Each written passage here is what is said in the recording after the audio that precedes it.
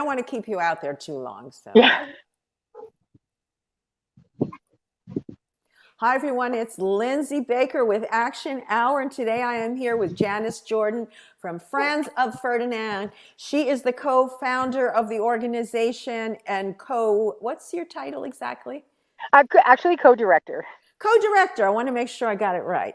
Okay, but the most important point is you're one of the main honchos that take care of the animals. And we are going to look right now at one of those animals that you take care of. Can you show us your friend? Can you see them? Let me bring you guys full screen. There we go, Mr. Is that a boy or a girl?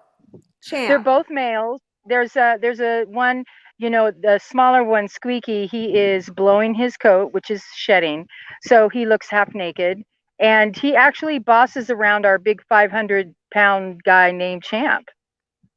Wow. Champ came from the Department of Animal Services a couple of summers ago. He is just a gem, and I can't believe people eat them. Can you tilt down just a little so they can see his beautiful face? Oh, can you see that?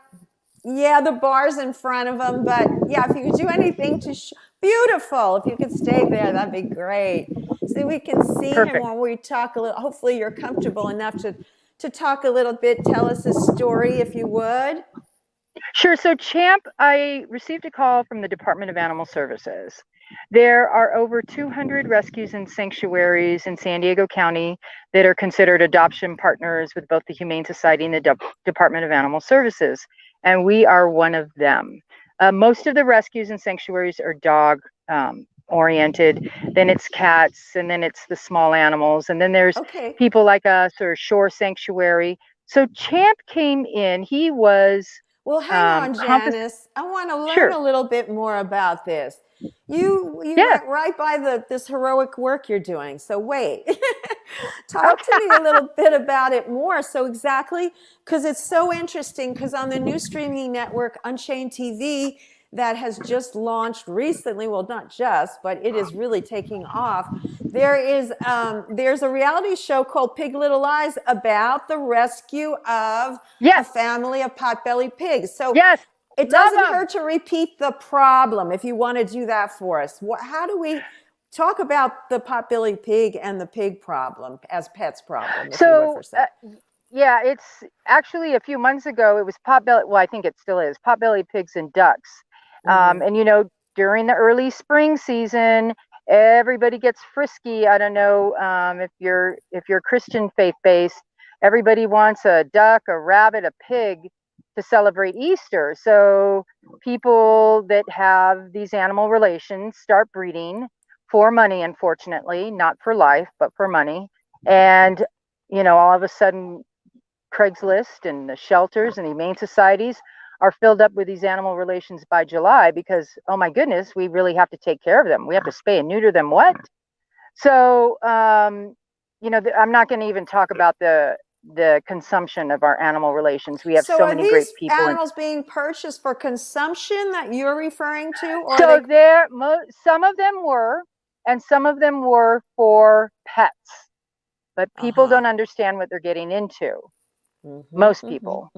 So Champ actually had a very good human. His man human took care of him. He was a traveling salesman, I believe. He went away for 2 weeks, I think the time frame was. His wife was supposed to care for Champ. Champ was maybe a third of the size then. This is 2 years ago. The wife did not care for Champ, and a neighbor noticed that he was drastically losing weight and was dehydrated. So they called the Department of Animal Services. The Department of Animal Services came out and got him. The husband came back from his work business trip and was devastated, pissed off at his wife, went to the shelter. They said, well, you have to get him neutered. And he said, okay. And so he picked him up and they watched him walk him out to Alexis.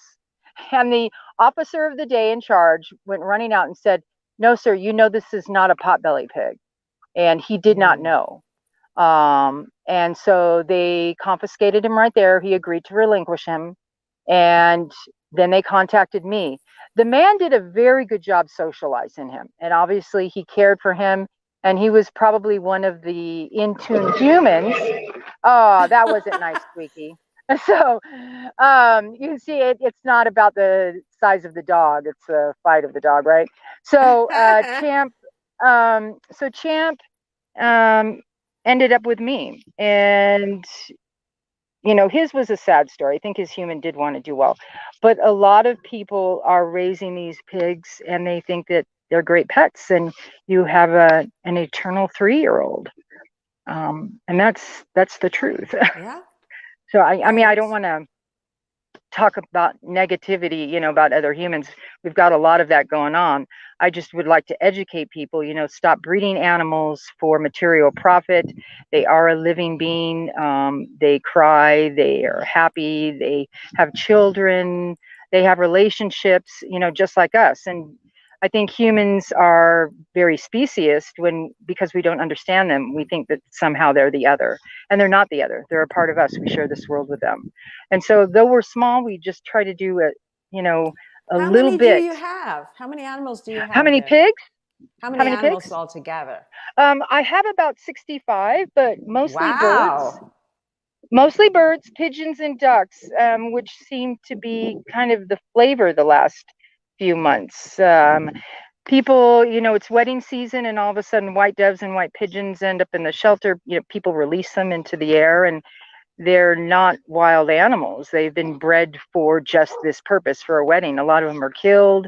Oh. There is a colony of them down at the Sweetwater Bikeway in South San Diego. And then some end up here. Or the Janice, case of, Janice, I just want to say, and I want you to continue, but the fact that you said, we mainly small animals, all animals need to be rescued, and awareness has to be risen. And I know you know this. I'm just bringing this out to our audience. We have to raise awareness about the doves and about all the different, and about the pigs that are not pets, and they're going to grow into, a farm animal and all of this. So your type of sanctuary, I think, is very effective, and we should be supporting you. And I just want to jump in right now and show a couple ways. Thank you, Ms. Lindsay. People can donate, and we'll get back into the conversation in a minute, but you can donate. Any little bit helps, I would imagine, right? Oh my gosh, yeah. Helps. Anything helps. So don't underestimate yourself, humans. Yeah, but it's just, so we really do want to encourage people. And also, people volunteer. Are you looking for volunteers at all right now? Because I know you have projects. A lot of people come out with this preconceived notion that they're going to play with the animals, and that's not the case right now. So just a little history of us. I was with another rescue, and I had to leave the relationship. It wasn't healthy for either one of us. And I took some of the animals with me and started another nonprofit. We moved to Palomar, and we ended up, it was very, very expensive. That area is very expensive. So we bought some property here, and we are actually the first non-First Nations person to live here. So this was all Kumeyaay land. This is near the Sunrise Power Link, for those of you familiar with the East County. So yes. We are very gently developing, trying to keep the grading to a minimum of this 8 acres out here. So even the enclosure for Champ, although it is large, we want it to be larger. But right now, and I sound so cliche saying this, but I left the relationship, then COVID hit. So not only did I not get to learn about myself and, the needs of these animals that I took with them the way I wanted to, I had a notion. It was, the world changed. Try not to shake a little the camera if you can. I'm so sorry. Keep going, but don't shake the camera. Oh, sorry. Okay. It's really shaky. So the world changed, and everything that I had expectations for changed. Everything that the animals needed changed. And so now I think we're settling into it, but the aftermath is, the permit process is very slow. People are afraid to come out and still be around other human beings for fear of catching COVID. So I'm very thankful for the humans that do come out here, but it is work right now, and it will be work for about 6 to 12 more months. What's some of the types of things? What are some So of we're putting up, it's putting up corrals, clearing some of the local agave and cactus plants, which can be dangerous. Meanwhile, you're working, in rattlesnake country. And not only is it a learning experience for me, but just really getting in tune with what the animal relations need, especially the special needs, because that was my passion. Was, oh, there's Aiden. So Aiden was actually going to be sold to a human for consumption. And I pleaded with, I actually bought him. I know, boo, some people wouldn't like that. But when I made my eye contact with him, I was like, no, he can't be hacked. I've got to bring him in. And so he was actually my first bovine. And he is called a Dexter Cattle. So they are the smallest of the European breed. So he's not much bigger than Champ. And as far as weight size, but he is one that I did buy his freedom. There was just no way I could see him being slaughtered.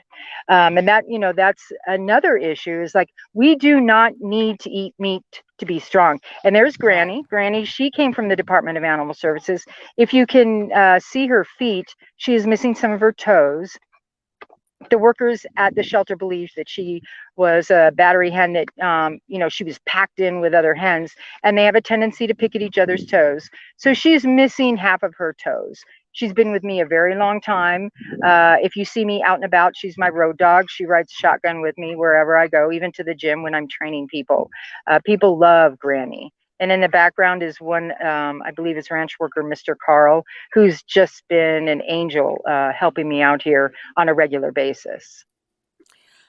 Let me just try a different view here to see if that steadies it a little bit. I love what you're talking about. This is intriguing. And I do know a little bit about East County. I lived there at a certain point before I moved to LA. And I would love to come out there when you're further along. But I really think it's great to let people see you perhaps down the road when you're more comfortable and you feel you've got it on the way. We'll bring some people out there and, come out there and go live and let people see how great it is, and get more people to help and perhaps donate. So tell your fabulous listeners that if they want to come out, you're not playing with the animals. I'm going to give you a shovel. You'll be picking up poop.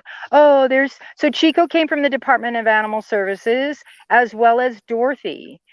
Dorothy, the bun, her eardrum exploded. So her head rolls around. And when she gets excited, it's not so much a binky, but she just runs in circles. Chico was found at Wildcat Canyon Road with 2 other Chihuahuas. Who dumps Chihuahuas at Wildcat Canyon Road? I don't know. A call went out for the 3 of them. I could only take one. He came to us with 3 teeth. That was almost 3 years ago. So he is close to 14 now, and they are the best of buds. And that, if you're going to adopt an animal, can I just go on? I've been seeing all these posts. 2 or better with a buddy. Your animal relations will love you and want to play with you, but they want to connect with somebody that looks like them. Like you know what I mean?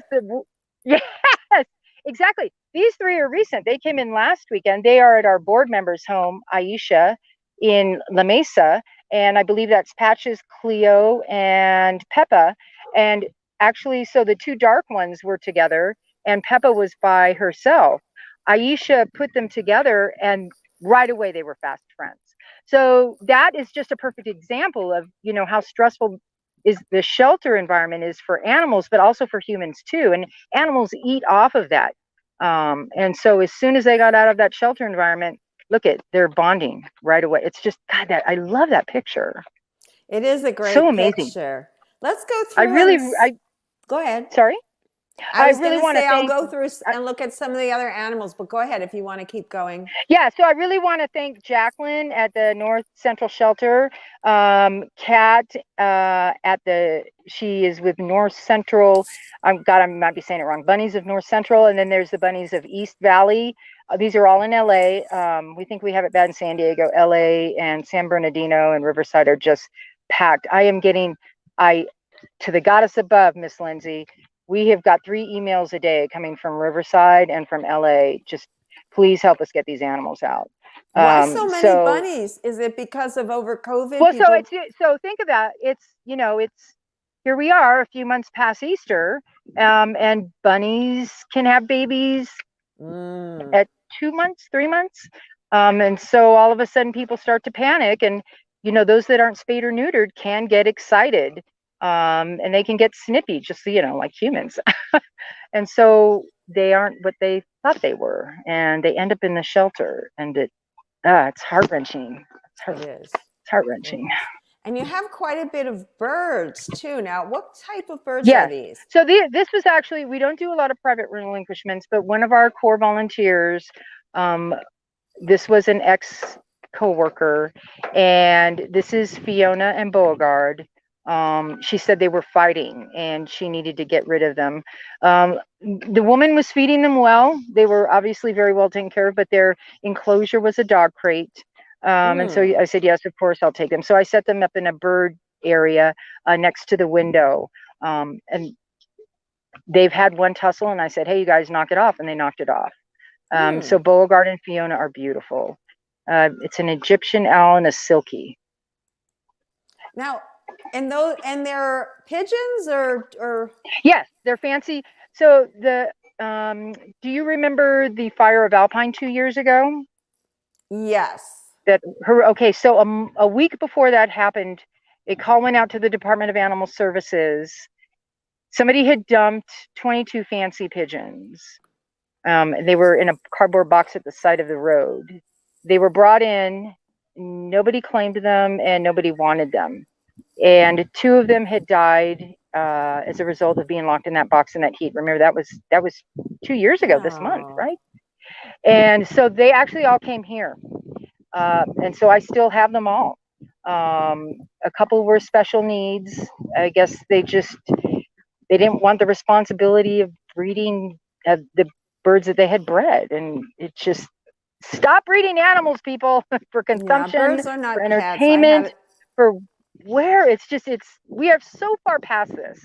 I can't believe that this is still going on. Not only just the suffering, so Miss Lindsay, if I could share something, I'm almost 60, and when I was in high school in East San Diego at Crawford High School, some of the people that graduated high school became trainers at SeaWorld, and I go, what? We don't have any classes for training whales at Crawford High School. How did you get that job? And that's, I was 16, and that clicked then, and I was like, well, that's stupid. How do you just become an 18-year-old whale trainer? And then all of a sudden I started getting these stories. So this is 1980, 1981, 1982, and they were talking about the containment of the whales then.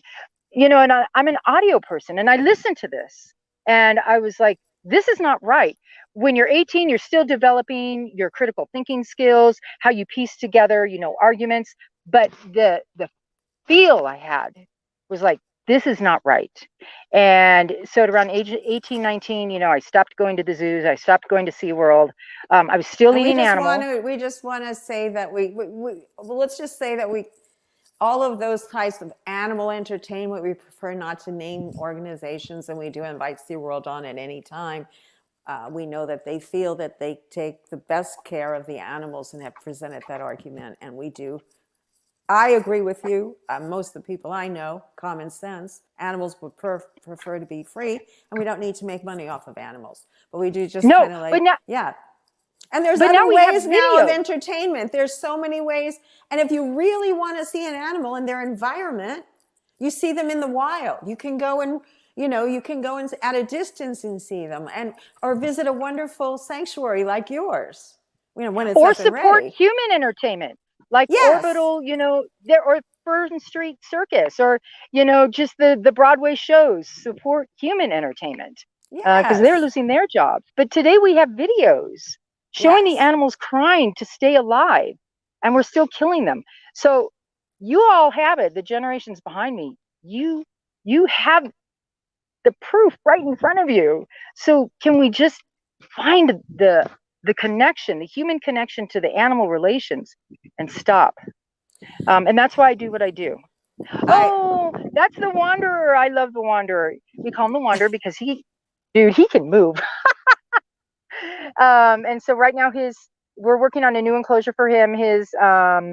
It's funny because the Wanderer's roommates are some potbelly pigs, 3 right now, and he pushed 2 of them out of their house and took it over.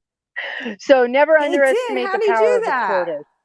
He just, they're very methodical. They're very persistent. They do not let anything get in their way. Nothing. I've seen him take out, I thought I knew a sulcata, and he took out a fence. I was like, okay, I need to rethink this and learn from you and So watch what you're doing. he just He pushes it. does. He And does. how did he persuade the other animals to leave? He just pushed, and potbelly pigs are strong, Miss Lindsay. And he just pushed through them.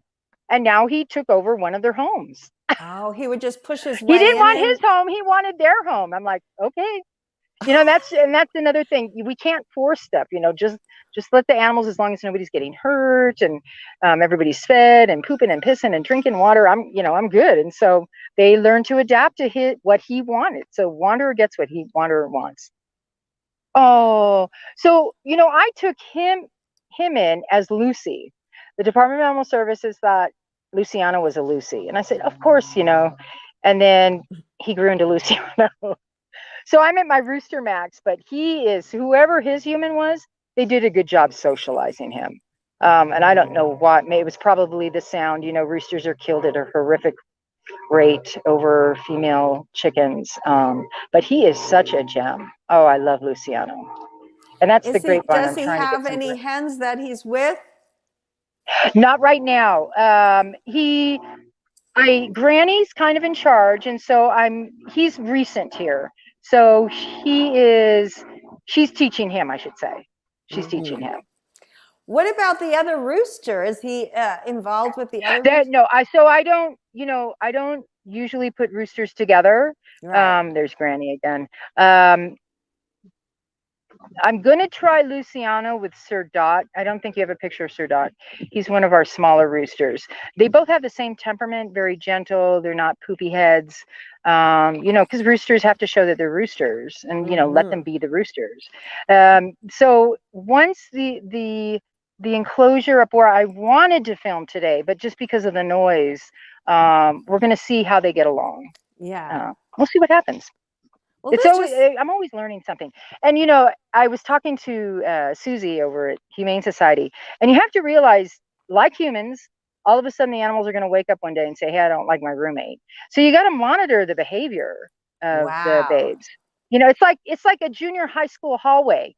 All of a sudden your best friend becomes your enemy. And you're shifting people all the time. Well, they're people. And so humans have got to understand that you cannot control the mindset of an animal relation. They want to be who they want to be. Of course, you need basic skills, especially the dogs, basic obedience, but, they're going to change as they get older, or maybe the environment changes, you move, and you got to stay in tune with that. So I think we're always learning from animal relations.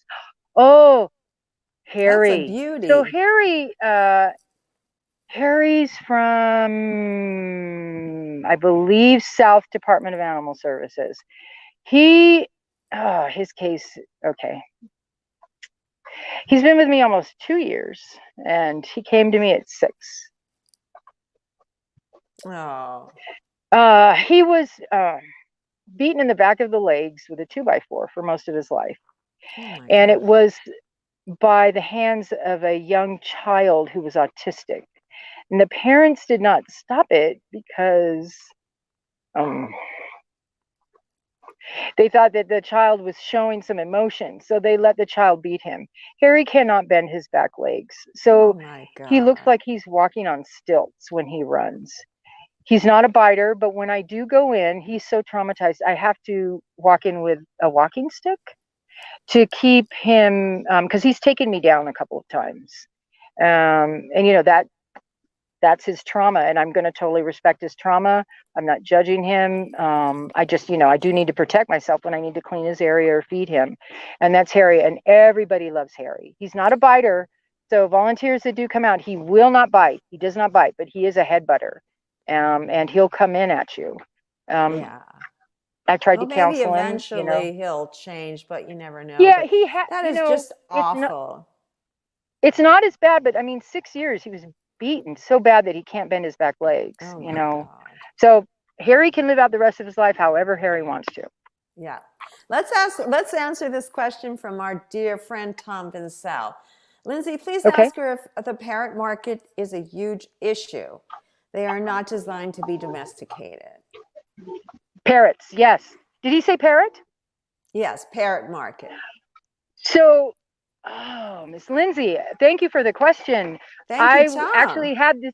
There's a reason this question happened.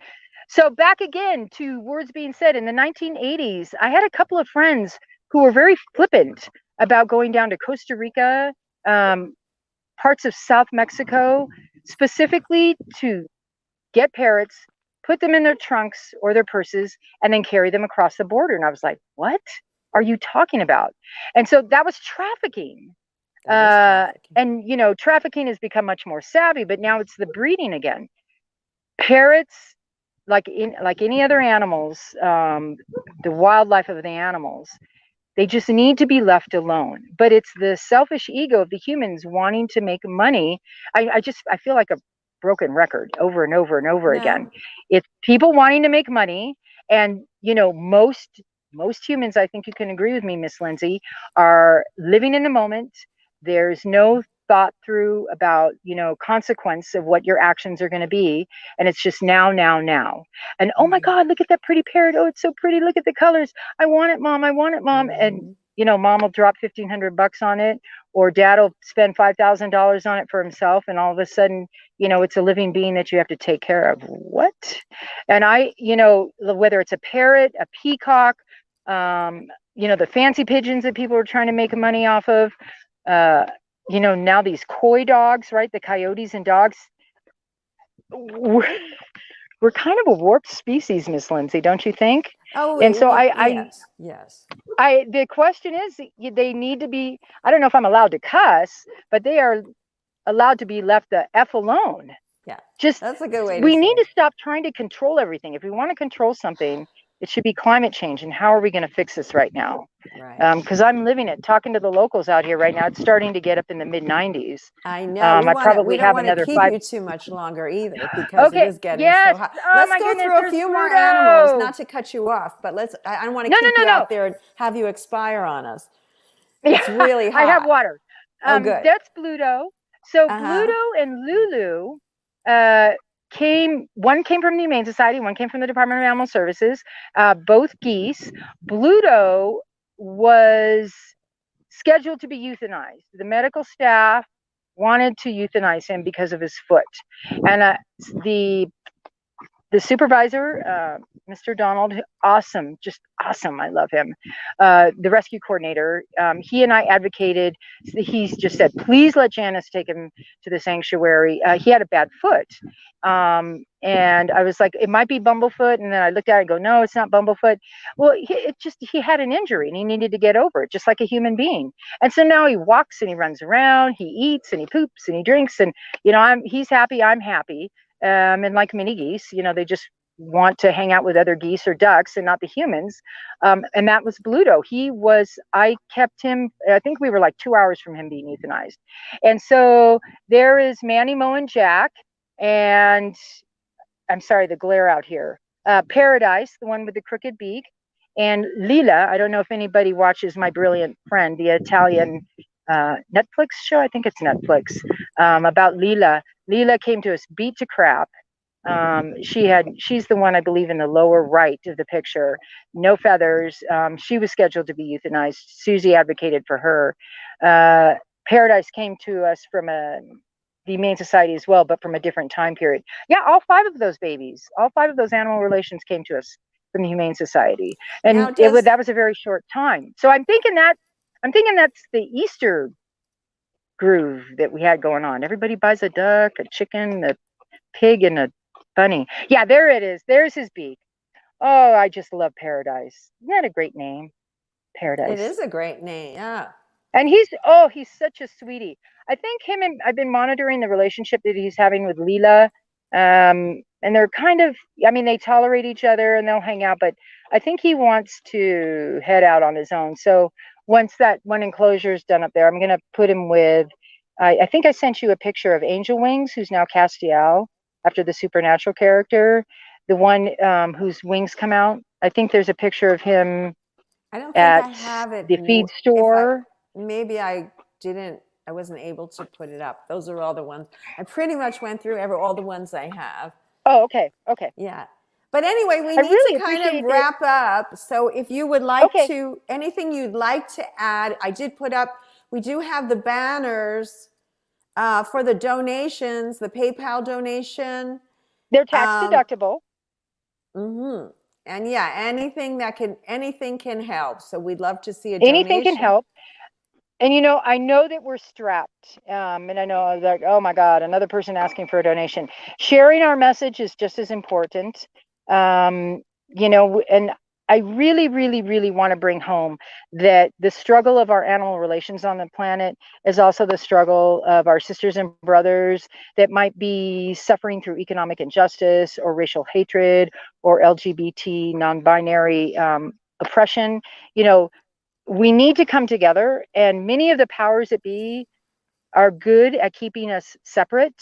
You know, and I really like to address these issues online, and just, you know, especially, I don't know how to say this without being judgy.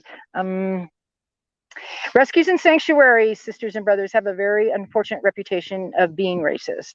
And so, you know, it is primarily women, primarily white women. And so we need to understand the existence and the experiences of our fellow sisters and brothers that live in other communities. And so I think once we can get that going between us, the human relations, the animal relations will live much better. They will also have much more opportunity to be the living being that they want to be, because they want to be it. And we need to stop thinking that we're better than them. So I think it's important for all of us, including myself, to get out of our comfort zone. Because I can get stuck out here, and girl, I can go on for weeks out here with the animal relations. But, you know, attend something you normally wouldn't attend, maybe something about police violence or something about homelessness. And that way you can also spread your message. Because, you know, we're preaching to the choir when we're talking amongst ourselves, Miss Lindsay. And so, you know, when you say that, you mean we vegans, right? You mean people that are absolutely animal rights and so vegans. And you know, it's hard for me to talk to people that eat dead animal. But if we keep talking amongst ourselves, our movement, our essence, our existence on this planet will not continue. We need to step outside and just share our message without judgment of others. And if somebody pisses us off, you've got to just step back for a moment. Don't cuss, and I love to cuss. And just go, okay, you know, well, let me know when you're ready. Here's my card. Or if you have questions, here's my card. And I've actually had a couple of people, you know, people that I know that, you know, do challenge me. And I keep it very calm. I know what I can say and what I cannot say. But we just need to keep continuing to spread this word, whether it's the destruction of the environment because of what we do to animals, the suffering, the crying, the pain, the poison that we're putting in our children's bodies, not just our own. It's got to stop. That's true. I don't know. I do want to just remind people to share out the video, because as you say, a lot of our audience are activists, but we need to get this message out to the general public. And that's why it's so great, people like yourself doing all this angel work and allowing people to come out there and see what it's about, where it's at. And I love to say, because they can see that there is a genuine concern. Like you said, the difference between a sanctuary and a zoo is that the zoo, you get to see the animals. If you go to the zoo, a sanctuary, the animals are not there for your entertainment. And that's the key point. And people need to see and learn about their personalities, as you say. Sorry, go ahead. Yes, there are a lot of great people doing a lot of great work. And so, you know, we are far out, and that's the big turnoff for some people. But even, you know, coming out once or twice a year, and again, we're hoping to have our holiday, our winter solstice party out here, so please stay tuned. I will let Miss Lindsay know. That will be about, a little bit about that. So it's a vegan, it'll be a vegan potluck, of course, and we'll probably have it start around 3 o'clock. You know, it's the shortest day of the year, and go in late into the evening, maybe like 9 or 10. We don't want to stress out the animal relations too much. The ducks will love the humans out here because they'll talk all day long.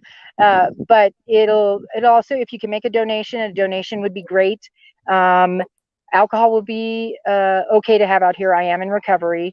We ask people if they need to medicate, please do it in your car. Also for your safety out here, again, because we're, you know, we are a desert. I don't know if you can see that. This is what our property looks like. Can you see that, Miss Lindsay? Yes, we can see. So if you could hold the camera a little more steady. I know it's hard though, but it's bouncing. Yeah, we've got a little bit of wind. Can you see that? Yes. Yeah. So that's mostly what our property looks like. So, you know, people are always tripping over rocks. So we will have an area for people, and we just want people to have, sorry? Or snakes. There's a lot of rattlesnakes. And yeah. Well, hopefully by December, they will be all in hibernation. That's true. We don't want people to come out there thinking they're going to get bitten by a snake. No, the snakes do go into hibernation, but I remember a certain time of year. Yes, I understand a baby rattler is more poisonous than any other. They are very, I think what happened. Fast. Oh my gosh, they're so fast. Yeah. We used to have a rattlesnake handler up at Palomar. We don't have one out in East County. That might be, I don't know if anybody's watching, we could advocate somebody to move out here and become a rattlesnake handler. Woof, they'd make some money. It is a beautiful place to live, though, even though it is desert. It's quite beautiful. So we have the highest air quality out here. I can see that. So Mexico, nice the border is less than a mile. Highway 8 is less than a mile. There's the Incapa Mountains over east towards El Centro, and then Jacumba north towards Borrego, I guess. And so the wind comes from all different directions in any one day. And I was reading, and this actually has the best air quality in San Diego County. That's awesome. So although it's hot as heck out here, Tom commented here, a baby rattler doesn't know how to control its venom. Is that why it's the most deadly, Tom? That's so good to know. Every bite is full force.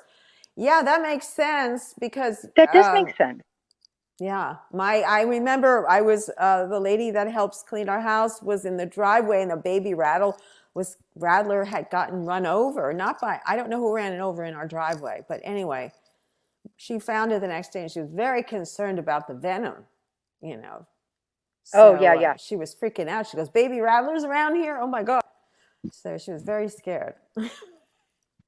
Well, yeah, you know, it's funny. When I was living in Paradise Hills, there was some work going on Rio Drive, and so a lot of the wildlife, where I was right off the canyon, ended up coming into our yard, and there were some workers in a house next door, and they came running over to me, and it was these two big burly construction workers that were afraid of a snake, and so I went over and assessed the situation. I go, well, first of all, this isn't a poisonous snake. Here, this is what you need to do. And I showed them, I go, they're afraid of us as much as them. And I just scooted him away. But it was almost like, you know, those crazy pictures of the housewife jumping up on the chair with the rats. That's what these two big burly guys reminded me of. Oh my gosh. And that's the other, though. I mean, I'm laughing, but that's the other. When we live with animal relations. They are not the other. They are a part of our environment, and we should respect it. Don't go around screaming, you know, and kill. You know, there's so many humans, and we keep increasing.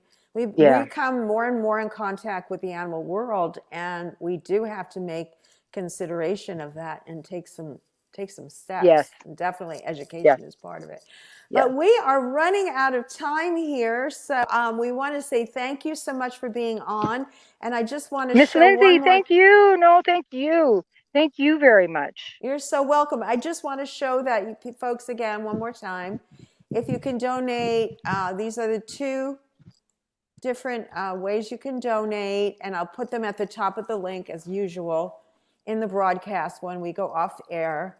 And again, if you can come visit, you can spread the word, and that would be so helpful too. Thank you so much, Janice.